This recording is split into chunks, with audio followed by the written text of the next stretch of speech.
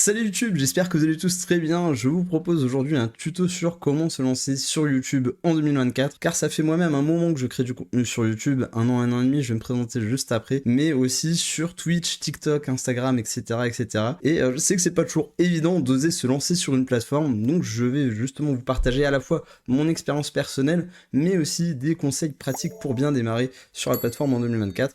Et je vais commencer par me présenter moi-même. Et pour vous faire une présentation, ce sera une présentation rapide, ce sera une présentation professionnelle entre guillemets on va dire, puisque je vais vraiment me présenter mais en tant que créateur de contenu. Si vous voulez en savoir plus sur moi, peut-être que je ferai une foire aux questions à un autre moment, ou venez sur Twitch par exemple. Mais en tout cas, mon pseudo c'est Vikanders. Si vous êtes ici, c'est que vous le savez déjà. Mais c'est aussi mon pseudo sur Twitch, sur TikTok, sur Instagram ou Twitter, ce sera Vinkanders avec un underscore parce que le pseudo était déjà pris. Alors je pense que je peux expliquer mon pseudo. Si vous connaissez l'actrice Alicia Vikander, c'est ce qui m'a inspiré. C'est elle qui m'a beaucoup inspiré. D'ailleurs, c'est pour ça que j'ai ce pseudo. J'ai du coup, au moment où je tourne 2200 abonnés sur YouTube, presque 1300 sur Twitch, presque 1000 sur Twitter. Voilà, TikTok, j'en suis à 650 aussi au moment où je tourne. Donc voilà, j'ai réussi à me constituer des communes un petit peu partout.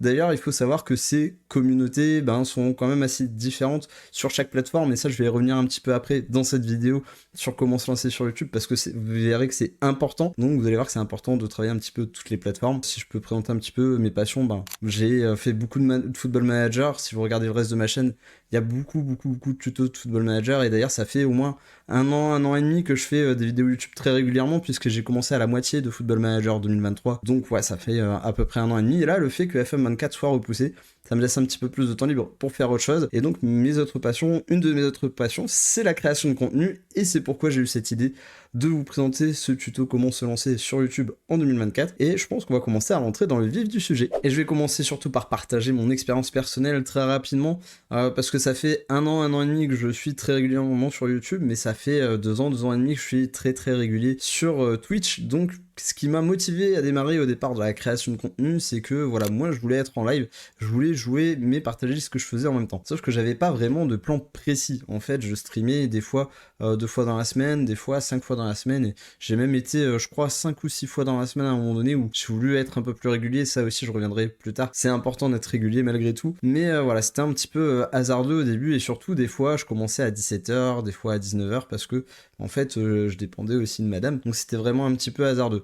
Mais tout ça, j'ai réussi à le régler un petit peu, voilà, avec une organisation dans la vie personnelle aussi, ce qui est très important, évidemment, et je reviendrai dessus après, mais c'est très important d'être régulier. Ce que j'ai appris aussi d'expérience personnelle, c'est l'impact des réseaux. Voilà, les autres réseaux, et là aussi je reviendrai plus profondément dessus après, sur chaque réseau, quelle est l'importance et pourquoi faire ça, mais j'ai aussi un compte TikTok, Instagram, Twitch, comme je disais, je suis vraiment présent un petit peu partout. Voilà, comme je le disais tout à l'heure, chaque communauté sont différentes selon les plateformes, mais en même temps, il y a des personnes qui viennent d'une plateforme ou d'une autre, et le fait d'être présent un peu partout, finalement, ça augmente quand même la visibilité, évidemment, et ça permet de justement gagner un petit peu d'abonnés par-ci, un petit peu de followers par-là, selon la plateforme, et c'est quand même plutôt utile, important et intéressant. La dernière chose, c'est que ça m'a appris forcément à être de plus en plus à l'aise avec la caméra, avec les réglages de luminosité, de son, etc.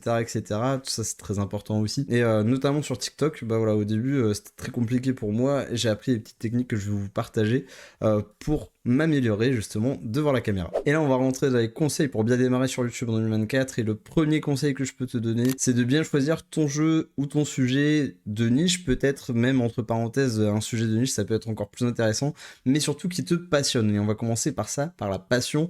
Justement, si tu prends un sujet un petit peu pour suivre la mode, finalement, ça va se voir, tu vas pas bien savoir transmettre ton message, et puis tu vas te perdre un petit peu, et tu vas suivre une nouvelle mode à chaque fois. Que si tu parles d'un sujet qui te passionne, déjà ça se verra, tu auras plus de facilité à partager ce que tu aimes, les gens auront plus de facilité à t'écouter puisque tu parles de quelque chose que tu aimes, et toi-même, tu te verras faire ce contenu sur du long terme, parce que ça fait un petit moment que tu le fais, et voilà, tout simplement, quand on est passionné en tout cas par quelque chose, on a plus de facilité à le faire sur une longue durée. Moi par exemple, Football Manager, ça fait, comme je disais, un an et demi que je fais vraiment du contenu quasiment exclusivement que sur ça, en tout cas sur YouTube, parce que je me suis diversifié sur les autres plateformes. Voilà, j'ai réussi à tenir un travail de longue haleine, en tout cas sur ce jeu, donc c'est vraiment extrêmement important de choisir en tout cas un sujet qui te passionne. Et puis aussi, Parce que si tu choisis un sujet trop large ou qui est déjà énormément fait, ben, par exemple, on va prendre des exemples parlants, mais par exemple FIFA ou Call of Duty, ou FC24, FC25 maintenant au lieu de FIFA, quand même des contenus qui sont énormément faits.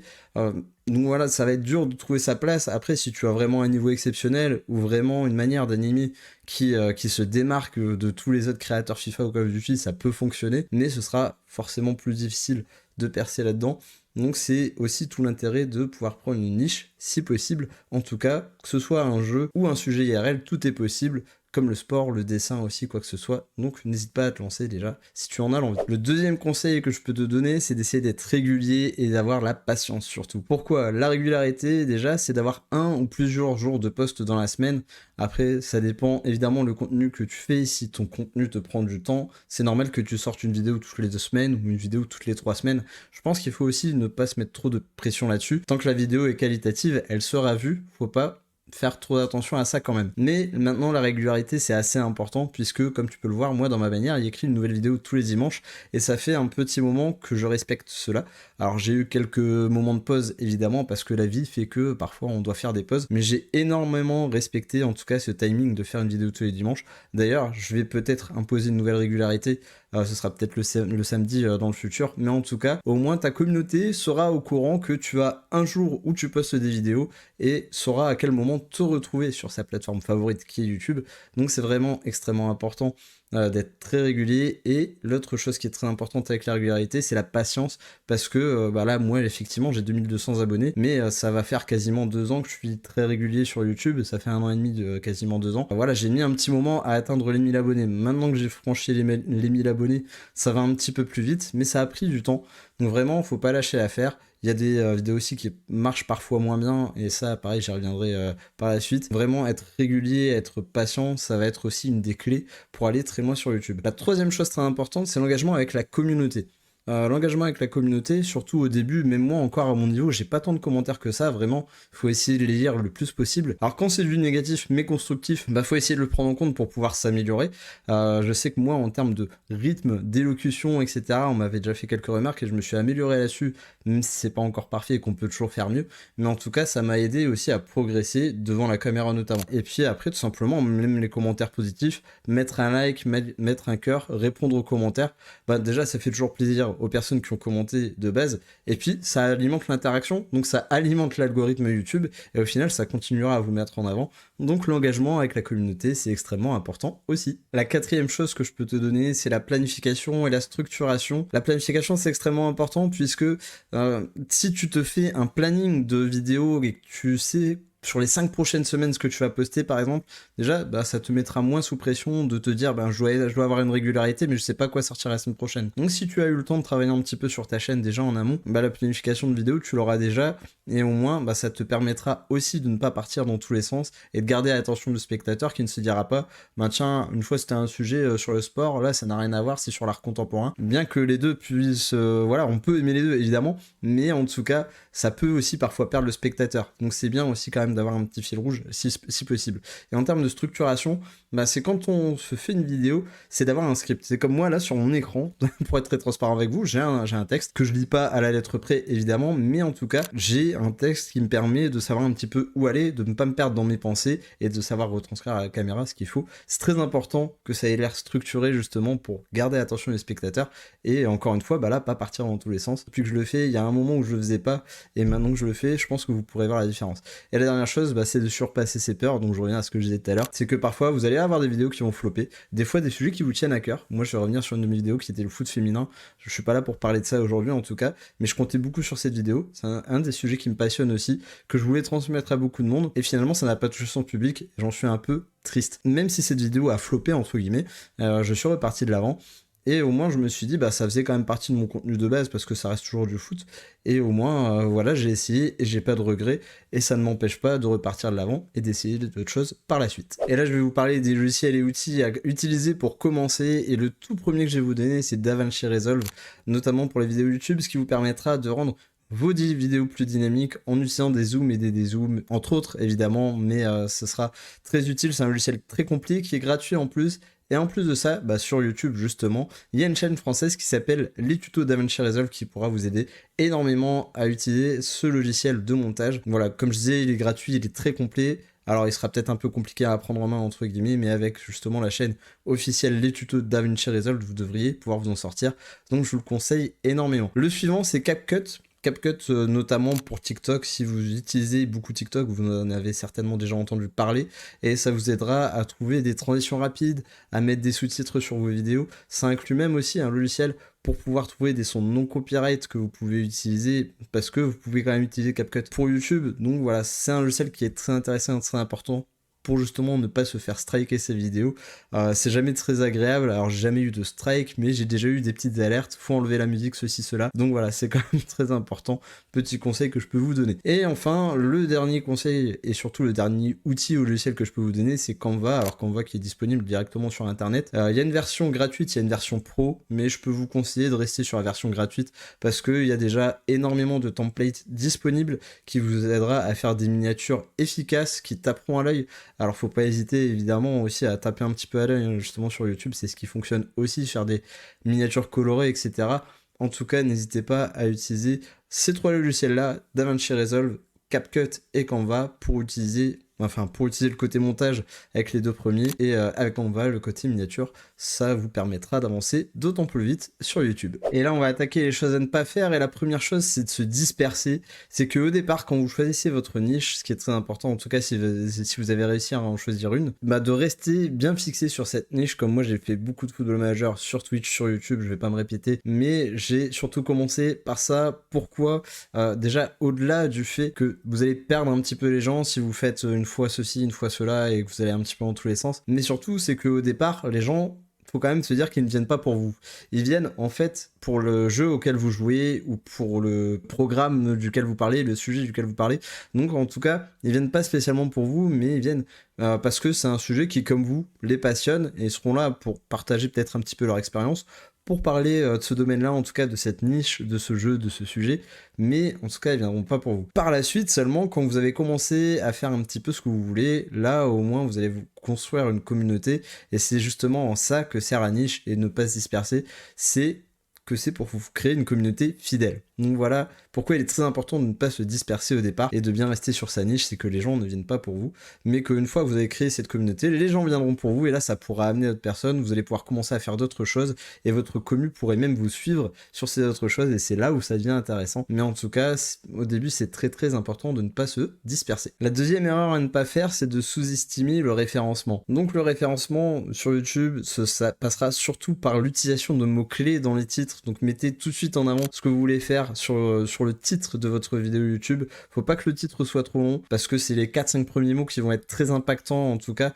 pour les personnes qui vous regarderont. Donc utilisez bien vos mots-clés pour les titres, ça c'est la première chose. Après il y a aussi les mots qui seront utilisés dans la description de vos vidéos et dans les tags. Alors c'est pas ce qui amène le plus de viewers, c'est de spectateurs sur vos vidéos, mais en tout cas ça peut toujours avoir un impact dans la barre de recherche YouTube, mais aussi même dans la barre de recherche Google. Si on met certains mots-clés, football manager, tactique par exemple, peut-être qu'on tombera sur mes vidéos, je sais pas. C'est très important de choisir les mots-clés et de les répéter à la fois dans le titre de la vidéo, dans les tags et dans la description de la vidéo. Comme ça vous donnera de plus en plus de chances de tomber, en tout cas sur vos vidéos. La troisième erreur à ne pas faire, c'est de négliger la qualité de vos outils et là du matériel utilisé. Et là en fait ce que je peux vous dire, moi je peux vous partager les références par exemple de mon matériel. C'est que mon micro par exemple c'est un HyperX Quadcast, donc ça vaut un petit peu son prix. J'ai aussi une Logitech Streamcam, pareil, c'est de la marque Logitech et elle vaut une centaine d'euros. J'ai une ring light qui a été achetée sur Amazon, tout bête, ça m'a pas coûté très cher ça pour le coup, mais vous n'êtes pas obligé de mettre énormément d'argent si vous débutez, c'est pas le plus important. Mais déjà, même au-delà de la qualité de l'image, moi je vous conseille de miser sur le son. Surtout si vous streamez. On va quand même beaucoup vous écouter, on va essayer d'échanger avec vous. Donc c'est très important qu'on vous entende correctement. On dit souvent que le son est quand même plus important que l'image, et je suis assez d'accord avec ça. Parce que si on voit bien mais qu'on n'entend pas correctement, ça sera quand même désagréable, on pourra pas réagir, rebondir sur la vidéo ou sur le live. Après, avoir une bonne qualité d'image, c'est important aussi, ça rapproche un petit peu du créateur de contenu. Alors je vais faire de la pub un petit peu à d'autres créateurs de contenu aussi, mais Zero Absolute Gaming, c'est vraiment le taulier en tout cas, dans les tutos de création de contenu, dans l'utilisation d'OBS et dans l'utilisation des webcams, des micros, etc. Moi c'est pas trop mon champ, donc je peux me permettre de faire de la pub parce qu'il m'a beaucoup aidé quand j'ai démarré aussi. Donc n'hésitez pas à aller voir les vidéos de Zero Absolute Gaming pour trouver justement le meilleur matériel, micro, caméra, ring light, etc. à moindre prix, et pour vous aider à vous lancer correctement avec du bon matériel sans dépenser des fortunes, parce que évidemment on ne sait jamais si on va vraiment percer finalement dans la création de contenu. Et enfin, la quatrième erreur à ne pas commettre, c'est de ne pas mettre le même contenu sur toutes les plateformes. Je sais, c'est la facilité, c'est ce qu'on a envie de faire quand on veut être visible justement sur toutes les plateformes, mais le but c'est de ne pas mettre la rediffusion de ces lives Twitch par exemple sur YouTube, sur TikTok, etc. C'est la facilité, on a tous envie de le faire pour être un peu plus visible, et c'est compréhensible. Moi, le conseil que je peux vous donner de mon expérience personnelle, encore une fois, là où j'ai réussi à me construire un petit peu des communes sur chaque plateforme, c'est que il faut essayer de se créer une DA, une direction artistique en fait, sur chacune de vos plateformes. Pourquoi c'est très important? Justement pour vous donner de la visibilité sur chaque plateforme, et qu'à la fois on voit que vous êtes capable de plusieurs choses. C'est en fait là on verra que vous êtes passionné à la fois par un sujet mais par un autre, et vous savez parler de ça, mais que vous savez parler de ça aussi, que vous êtes ouvert, et là ça donnera encore plus envie de vous suivre, parce que là on se dira quand même, lui il sait faire plusieurs choses en même temps, il sait parler de plusieurs sujets, il sait s'adapter au format horizontal, vertical, il sait un petit peu tout faire. Là, encore une fois, je vais partager très rapidement mon expérience personnelle. Mais sur YouTube, là, ça a beaucoup été de Football Manager. Là, je commence à faire un peu du tuto IRL avec un tuto YouTube. Mais par exemple, sur TikTok, j'ai commencé à parler d'histoire de foot, de drames, par exemple, les drames de Glasgow, etc. C'est pas très joyeux, mais maintenant, je fais de l'histoire tout court de certains drapeaux, de certains hymnes nationaux. Mais en tout cas, vraiment, le but, c'est d'avoir une direction artistique sur chaque réseau, sur chaque plateforme. Et par exemple, sur Twitch, c'est souvent des live Football Manager. Après, je me permets de faire des just chatting, mais le but c'est qu'on puisse voir plusieurs facettes de vous sur chaque plateforme, et ça veut pas dire que vous devez vous dénaturer, hein, vous pouvez rester vous-même, mais comme moi il y a plusieurs sujets qui m'intéressent, je peux me permettre de réserver certains sujets sur TikTok, certains sujets pour vous à YouTube, certains sujets sur Twitch, la possibilité en tout cas de se démarquer, mais aussi la possibilité de toucher plusieurs publics. Comment se démarquer en 2024 finalement sur YouTube? La première chose que je vais vous dire, ça rejoint un petit peu ce que j'ai dit avant, c'est de rester authentique. Voilà, soyez vous-même surtout, parce que même si au départ, comme je disais, les gens ne viendront pas pour vous, si vous voulez qu'ils reviennent pour vous, il faut être soi-même dès le départ. Faut pas essayer d'inventer des choses, se créer une personnalité ou quoi que ce soit que vous ne pourrez pas assumer par la suite, ou que vous n'êtes pas tout simplement parce que finalement après vous ne serez plus à l'aise dans ce rôle. Donc le but et le plus important, c'est d'être soi-même dès le départ pour que les gens puissent revenir pour vous, et que même par la suite ils viennent que pour vous et même plus forcément pour ce que vous faites. Donc ça va être très important d'être soi-même et authentique. Ça c'est vraiment le premier gros conseil que je peux vous donner. Le deuxième pour se démarquer en 2024, ça va être d'être original finalement, parce que parfois malheureusement on a un sujet ou un jeu ou une niche qui est plus tant une niche que ça et qui commence à être populaire. Donc pour se démarquer, il va falloir être original, il va falloir innover de ceux qui ont la même niche que vous, parce que même si vous choisissez une niche, il y a quand même des personnes qui sont intéressées par le sujet aussi, mais il y en a certains qui vont vous suivre, mais il y en a d'autres qui vont créer également du contenu, et dans ce cas-là, il faudra être assez original pour ne pas faire comme eux, et pour que vous ayez finalement votre propre marque là-dessus. Le dernier meilleur moyen de se démarquer en 2024 en se lançant sur YouTube, c'est la régularité et la diversité. Donc la régularité, comme je disais, choisissez un jour de post si possible, et vous y tenir un jour de post dans la semaine, ou même ça peut être tous les 2 semaines, tous les 3 semaines, mais d'être régulier. Si on sait que c'est tous les dimanches, tous les 2 dimanches par exemple, c'est tous les 2 dimanches, ça n'a pas besoin d'être toutes les semaines. Si votre contenu est long à faire, ça vous laisse quand même un peu le temps de le faire toutes les 2 semaines, mais au moins on sait qu'un dimanche sur 2, on se retrouve